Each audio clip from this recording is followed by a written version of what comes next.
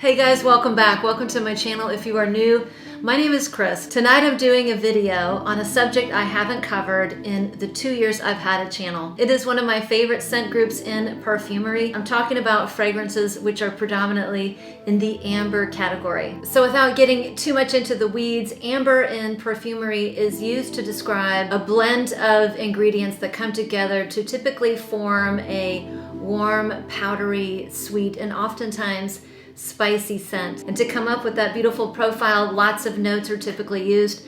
Some examples would be vanilla, resins, which is something like benzoin or styrax, patchouli, and labdanum, just to name a few. So the fragrances I'm talking about in tonight's video, some of my favorite amber fragrances. This is not a complete list. I adore amber and perfumes. Even though I tried to keep the list manageable, this is not a top 10. I think I grabbed around 12 or 13 fragrances, and I wanted to make sure I included fragrances of all price points. And those fragrances that I don't talk about today, I will incorporate in another video. So before I get started, if you have any amber fragrances or amber loves that you want us all to know about, let us know in the comment section, and with that, I'm gonna dive right in. Okay, I'm gonna start with a really affordable one that I haven't spoken about. I think I only talked about it one time. This one made my Smell Expensive on a Budget. It is a Juicy Couture fragrance. I typically don't jive with Juicy Couture fragrances. They're just not really up my alley. But two in the series I thought were really well made, particularly for the price. And this one is Glistening Amber. This is a very interesting fragrance, particularly in that it is designer, because I really think they kind of went out of the box on this one. First of all, it has a very heavy punch of incense. Incense isn't that popular of a note because it's just not universally appealing. If you are a follower of my channel, you know incense is one of my very favorite notes, so I adore it, but it's not everybody's cup of tea. But this one has a really heavy dose of incense, and you get that right away. That's that smoky scent you get right away, but it also has fruit. It's got this boozy raspberry up top. So it's a boozy raspberry mixed with some smoky incense, and then you get a little bit of florals. I do really like the smokiness in here. It's a woody smokiness. There are florals in here, like exotic florals, somewhere in the mid to dry down, and a note, I think it's called cashmere in here, that is just supposed to mimic like a warm, soft blanket. So it's a very warm fragrance. It's sweet. It has that ambery sweetness. It is discontinued, but it's widely available. I think I just looked a couple days ago, and it was running for $40 to $55. There's no doubt that it will become harder and harder to find, but for this big bottle, I think it's a 3-ounce bottle. It's a great fragrance, and I think it's wonderfully priced and really kind of for the right person, a true hidden gem. It's not a beast, I would say moderate longevity. Now the next one I'm going to talk about is one of my all-time favorite fragrances, and this is a beautiful, spicy, floral, ambery fragrance, and this is the lovely Black Jade. Let's switch this out. To me, Black Jade is kind of French elegance in a bottle. It's a little bit citrusy in the top. It's got bergamot. Most fragrances have bergamot. It's spicy. There's cardamom in here. So there's a citrusy pop. It's a little spicy.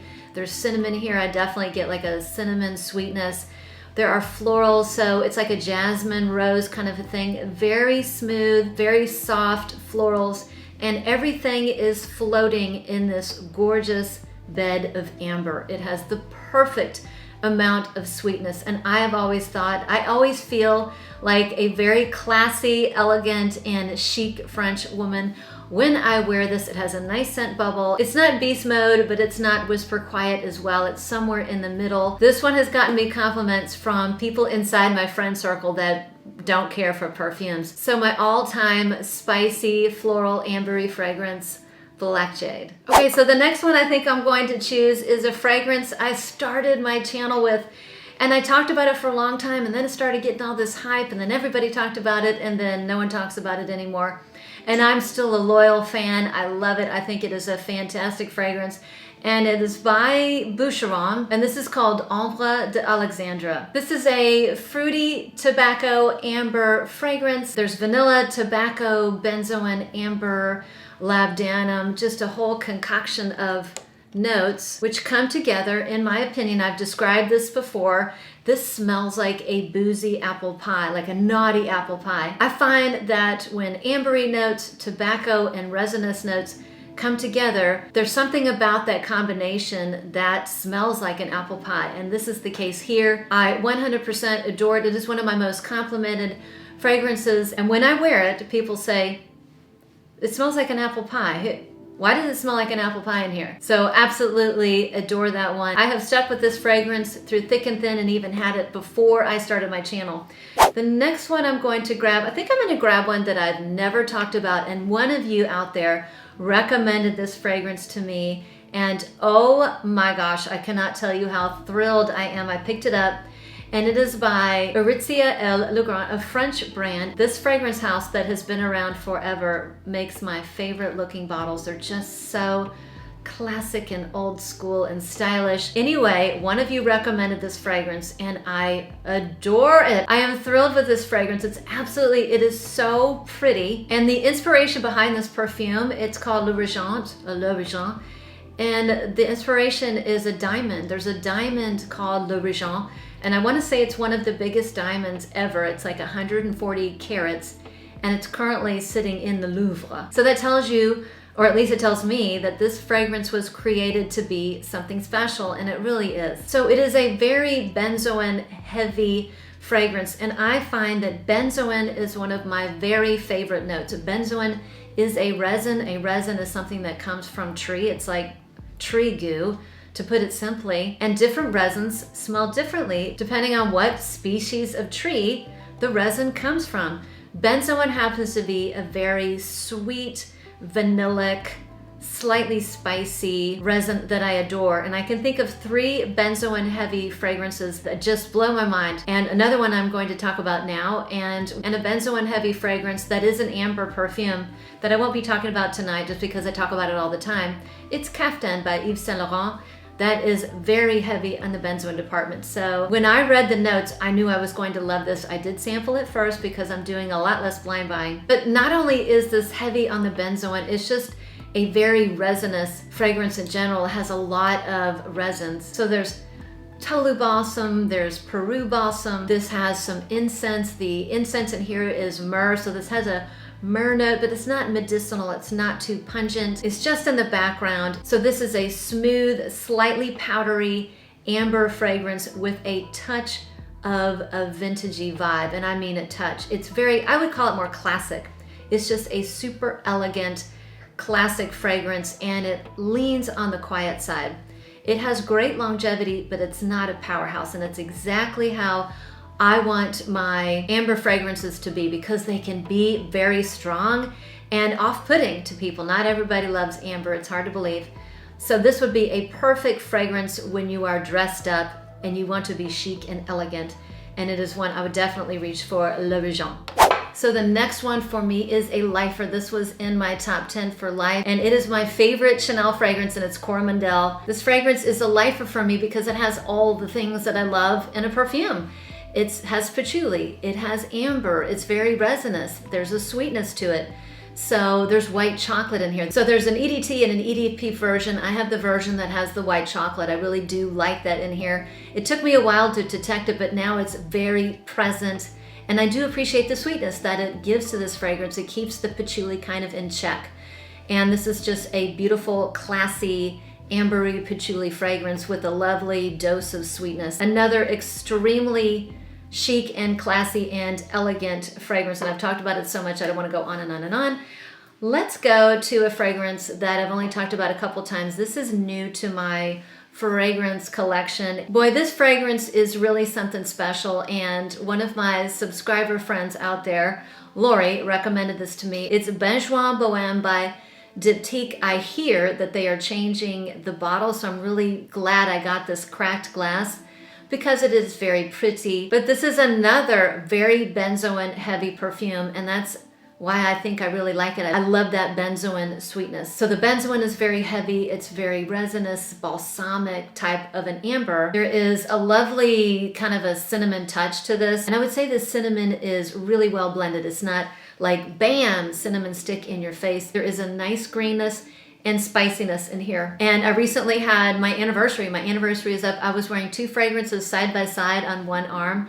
One of them was Le Regent and the other one was Benjoin Boheme. And I asked my husband which one he liked the most. He said they were both very pretty, but he preferred this one because it was spicier and had a little bit more depth. So a sweet, balsamic, ambery, woody fragrance that is pretty darn close to perfection, and I am thrilled I got it. It's not a super loud fragrance.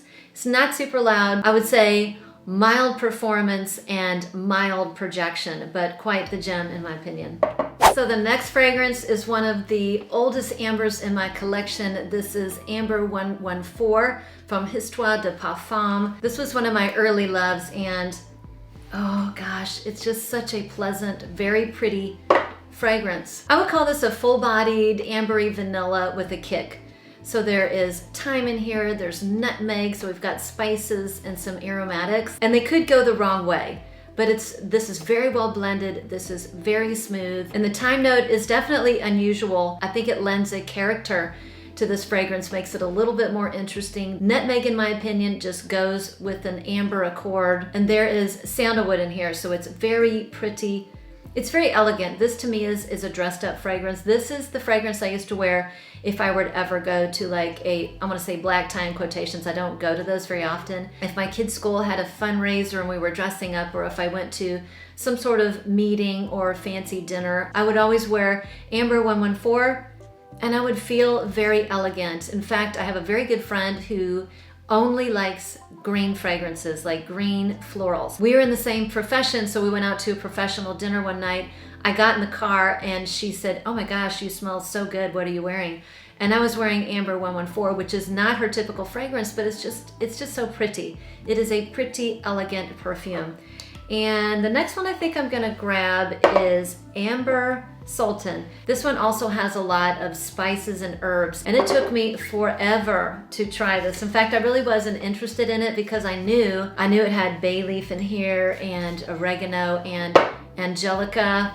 So I kind of shied away from it until a friend of mine, shout out to Stacia, sent me a sample and I fell in love. This to me is one of the all-time prettiest, most elegant amber fragrances. I think this is very close to a masterpiece benchmark as far as amber fragrances would go. I'm very strict what I call a masterpiece, so it doesn't quite get there, but it's definitely close to a benchmark. It is very unisex. It's a very beautiful, thick, balsamic, resinous amber, but I do feel that these aromatic notes pull it out of being too sticky sweet and too overwhelming, and really kind of help it be a perfectly unisex fragrance. I thought this was going to be a bomb of a perfume. It is not.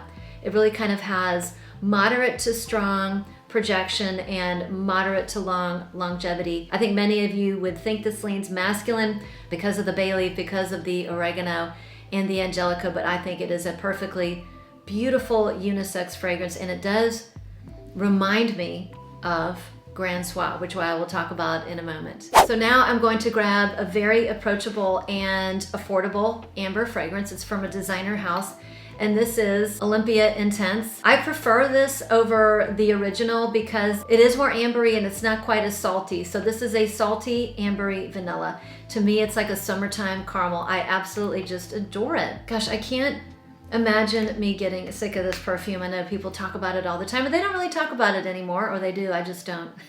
Maybe I just don't watch. This to me reads date night in the summer, and sometimes it is my nighttime scent in the summer. Just enough saltiness and just enough sweetness, and I think for that reason it's really kind of in my wheelhouse.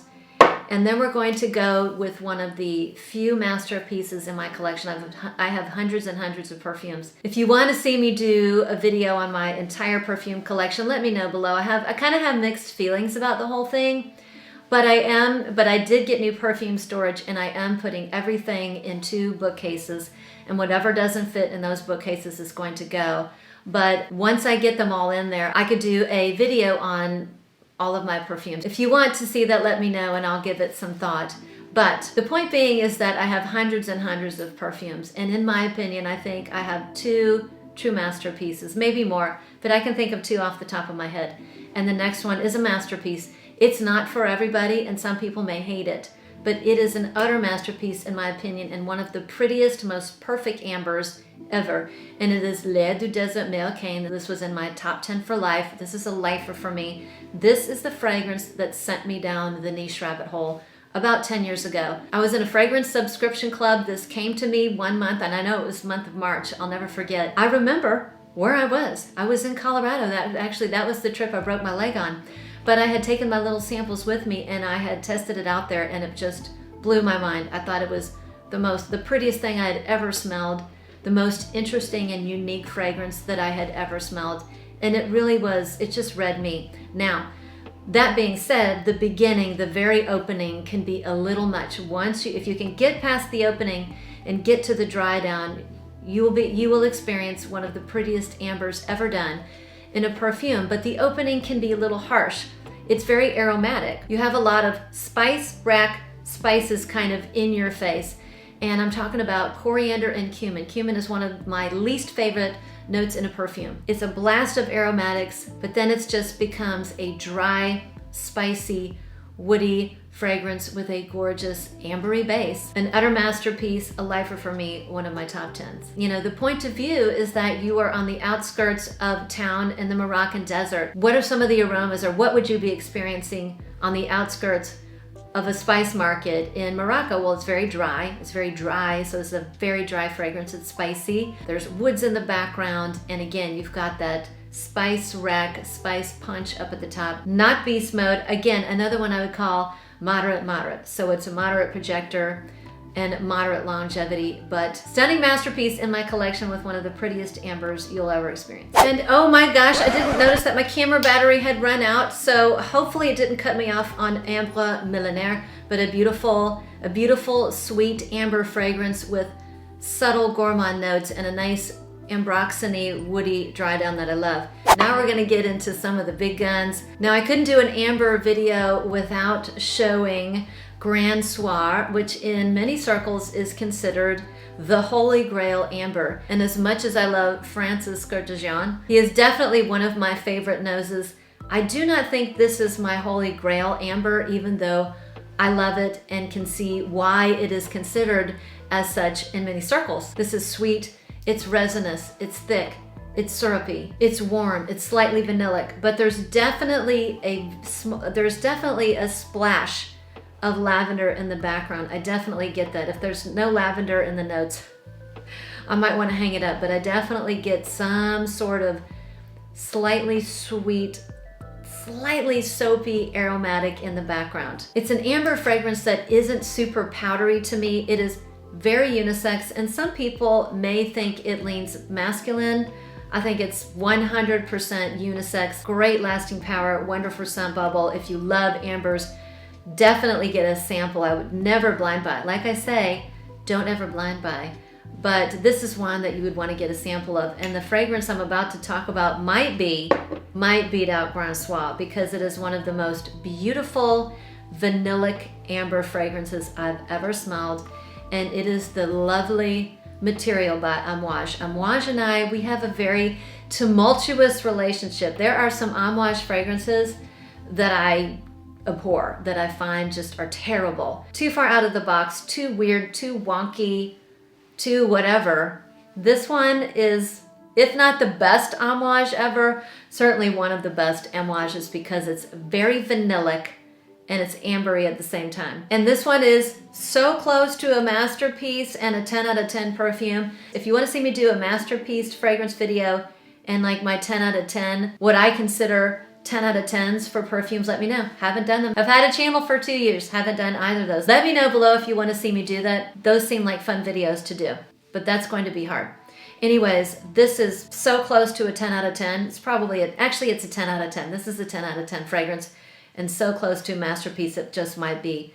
For my style of fragrances, maybe not for yours, but for what I love, this is pretty darn close to a 10 out of 10 because it's very vanillic. There's definitely a vanillic sweetness to it, but it also has that amberiness to it. So it's spicy, it's warm, it's just a touch powdery. It has an exoticness to it. There's a little bit of incense in here, probably giving it some spiciness. It's not super smoky, but it is woody. It's very resinous. Lots of sweet resins in here. Patchouli, I love patchouli, and it's woody. And this one is a monster. This is a powerhouse fragrance. Go easy. I usually do like 2 to 4 sprays.